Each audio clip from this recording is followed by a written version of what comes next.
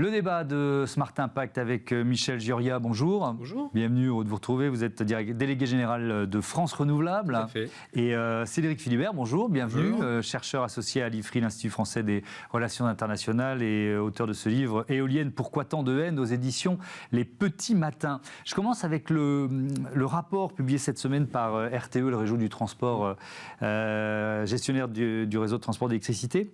Je les cite, il préconise une accélération du déploiement du solaire et de l'éolien d'ici 2035. Est-ce qu'on peut dire, Michel Gioria, je commence avec vous, que c'est une obligation, tout simplement, vu les quantités d'électricité nécessaires dans les prochaines années? C'est effectivement une nécessité, complètement, puisqu'on a effectivement une croissance assez importante de la consommation d'électricité. Il y a ce qu'on appelle l'électrification des usages. Donc, je remplace une voiture thermique par une voiture électrique. Je remplace une chaudière au gaz et une chaudière au fioul par une pompe à chaleur dans le bâtiment. Je remplace mes procédés industriels par l'électrification des procédés. Ça fait de la consommation d'électricité.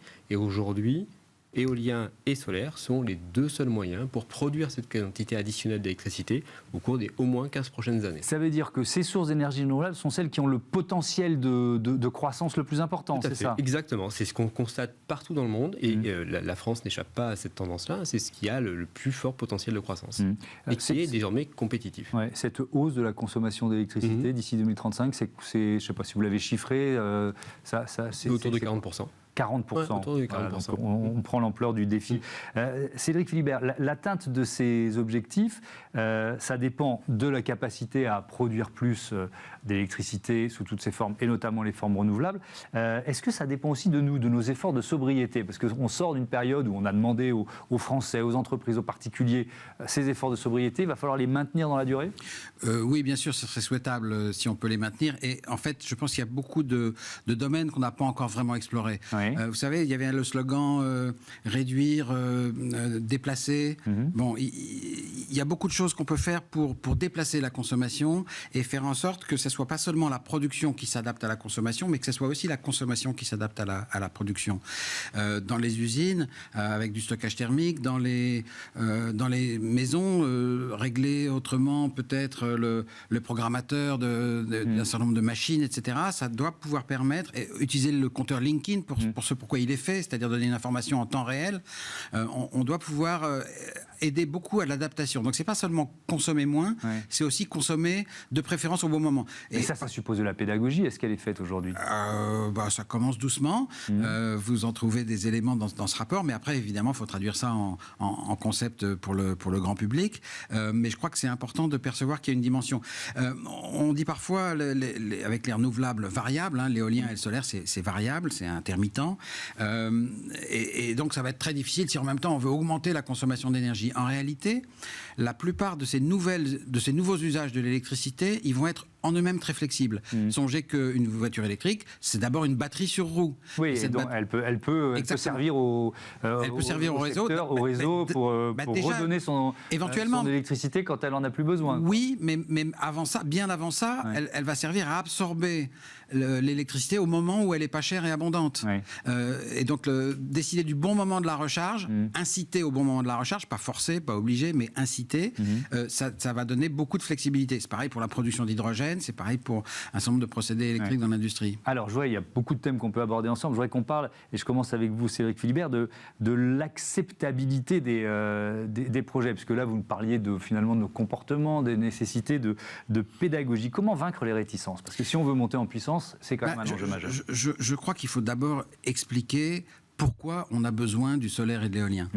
On en a besoin pour évidemment nos objectifs climatiques, mais on en a besoin pour se défaire de la dépendance au pétrole et au gaz, dont les prix sont erratiques, qui nous maintiennent en suggestion à l'égard d'un certain nombre de pays étrangers. On a besoin d'avoir une production locale, nationale, européenne, très importante, en solidarité avec nos voisins européens avec qui on peut échanger, et c'est quand même très très utile, mais on a besoin de produire notre propre énergie autant qu'on peut.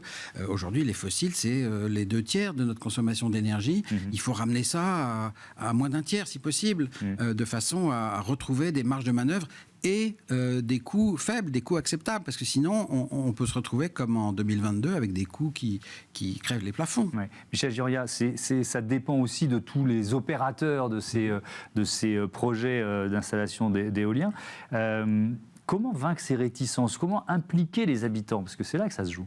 Alors, il y a plusieurs leviers. Bon, la loi d'accélération des énergies renouvelables, qui a été adoptée en mars de cette année, en mars 2023, elle ouvre 3 grands leviers. Elle ouvre un premier levier qui est tout le travail de refonte des questions de concertation avec la mise en place des zones d'accélération, avec les comités de projet autour des maires, etc. Là, on dit, en fait, vous arrivez sur un territoire, vous êtes un développeur de projet, vous arrivez sur un territoire pour développer un projet de photovoltaïque ou un projet d'éolien terrestre. En fait, il y a deux sujets. Premier sujet, allez tout de suite voir le maire et construisez le projet avec lui. Le maire connaît son territoire, connaît ses habitants, connaît sa population, et donc il va vous dire, en fait, si vous construisez votre projet, construisez-le de telle manière, etc. Ça, c'est un point qui est vraiment important.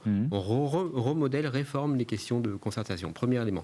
Deuxième élément, un deuxième point qui est important, c'est qu'un projet d'énergie renouvelable, souvent photovoltaïque ou éolien, il arrive souvent dans un territoire rural. Ce sont des territoires qui ont aujourd'hui besoin de se développer, de stabiliser la population chez eux, qui ont besoin de recettes pour accompagner la rénovation de la mairie, de la crèche, etc.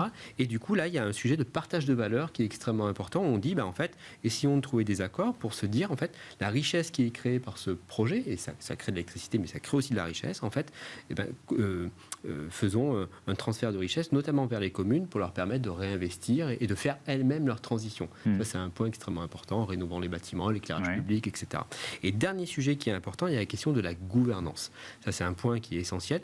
D'autres pays de l'Union européenne l'ont fait, j'allais presque dire, un peu plus tôt que nous. Vous avez la possibilité, désormais, quand vous êtes un citoyen ou quand vous êtes un élu, de rentrer au capital du projet et de donner votre avis sur les choix techniques qui sont faits dans le projet et sur la répartition de la richesse. Ces 3 leviers sont clés, c'est essentiel. Alors, on est en pleine actualité avec la loi, la planification écologique annoncée par le président de la République, la loi de programmation énergie-climat à venir. Je commence avec vous, Cédric Philibert. Qu'est-ce que vous attendez de la planification écologique pour les énergies renouvelables? C'est une bonne question, parce qu'il y a des objectifs qu'on nous annonce comme ambitieux. Moi, je trouve qu'ils ne le sont pas assez. En particulier, il y a des objectifs ambitieux en termes d'éolien offshore. Et je trouve que si on arrive à faire tout ce qu'on veut faire, c'est bien. Il y a un objectif ambitieux en termes de solaire.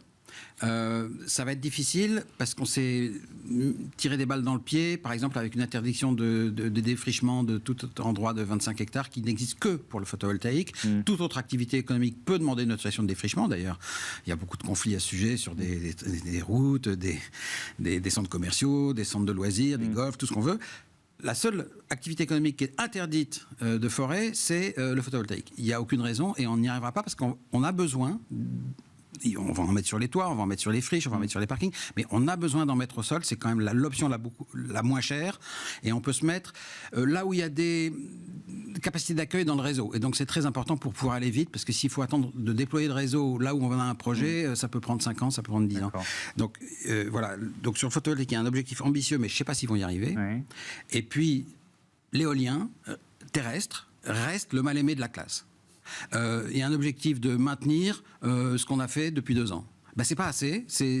D'abord, c'est un objectif qui est exprimé en gigawatts, il faudrait l'exprimer aussi en térawattheures, parce qu'une éolienne, le facteur de charge, qu'on appelle le facteur de charge, c'est pas quelque chose de figé, c'est pas quelque chose qui dépend uniquement du vent, ça dépend aussi de l'éolienne. Si je fais une éolienne plus grande, plus haute, avec des pales plus longues, et que j'ai la même puissance électrique, je vais avoir plus de kilowattheures à la fin. Et c'est très important, parce que ces kilowattheures, ils auront plus de valeur en même temps. Donc il faut donner des objectifs ambitieux pour l'éolien terrestre, comme pour le reste. Alors, votre avis là-dessus aussi, Michel Giria, cette planification écologique, sans peut-être répéter ce que vient de nous dire Cédric Philibert, pour vous, c'est quoi la mesure la plus importante ? La mesure la plus importante, ça serait un discours clair du président de la République sur la nécessité d'engager un vrai travail collectif sur le déploiement des énergies renouvelables. C'est essentiel. Notamment parce qu'on a pu, au cours des dernières années, l'entendre douter de certaines filières, et notamment de l'éolien terrestre. Évidemment, quand un président de la République d'un pays centralisé comme le nôtre doute, évidemment, ça fait des petits et ça ne facilite pas les choses. Donc il est important aujourd'hui, sur la base des travaux de RTE, qu'on puisse dire, en fait, qu'ils puissent dire on a besoin, de toutes les filières renouvelables, y compris de l'éolien terrestre, ça c'est le premier point, et deux, qu'il faut assumer cette espèce de renouvellement du système électrique français qui va se faire par le doublement en 10 ans des capacités de production d'énergie renouvelable sur le territoire. Ça, c'est un premier point. C'est un message présidentiel très clair. Et le deuxième point, c'est qu'il va falloir, la Première ministre l'a débuté, il va falloir qu'on arrive ensuite, sur la base de ces objectifs-là, à décliner territorialement, avec les élus locaux, la mise en œuvre de ces projets. Et ce travail de planification territorialisée, maintenant qu'on a planification au niveau de la Première ministre, il va falloir le décliner à l'échelle des communes, des intercommunalités, pour que ça devienne une réalité. On a beaucoup parlé d'éolien terrestre, vous parliez du offshore. Pour atteindre ces objectifs collectifs de production d'énergie, on aura aussi besoin de l'éolien en mer. Il y a quand même une crise en ce moment. Inflation, taux d'intérêt en hausse, croissance des coûts de production. On voit, je le disais cette semaine dans la presse, un certain nombre de géants du secteur qui se retirent même de certains marchés après y avoir investi de l'argent. C'est quoi? C'est une crise de croissance? C'est un réveil douloureux? Comment vous qualifiez ça? En fait, on a le même sujet sur les énergies renouvelables que dans le secteur du bâtiment, pour donner une image qui marque. Hausse des taux d'intérêt, ça complexifie les choses, et déficit de permis, ça complexifie les choses aussi. Donc là, il y a deux mesures qui sont importantes. La première, c'est qu'il faut qu'on arrive à réindexer les prix. Désormais, il y a de l'inflation, il faut qu'on revienne à l'indexation des prix sur les appels d'offres. Si l'inflation augmente, on augmente les prix. Si l'inflation diminue, c'est comme les salaires, en fait, on diminue les prix pour stabiliser les modèles d'affaires. Et ça, c'est valable sur toutes les filières ENR, mais ça va être aussi valable dans la rénovation du bâtiment, etc. Ça, c'est un premier point. Et deuxième point, je crois qu'il faut qu'on ressorte ce qui a été fait dans les années 80, à un moment donné, qui est la question de la bonification des taux d'intérêt. Il y a des outils, la BCE, la Banque européenne d'investissement, etc., peuvent porter ces sujets-là. Engageons-nous dans la bonification des taux d'intérêt sur toutes les infrastructures nécessaires pour la production d'électricité renouvelable. Merci beaucoup, merci à tous les deux. Je rappelle, Cédric Philibert, le titre de votre livre Éolienne, Pourquoi tant de haine, publié aux éditions Les Petits Matins. On passe tout de suite à notre rubrique consacrée aux startups.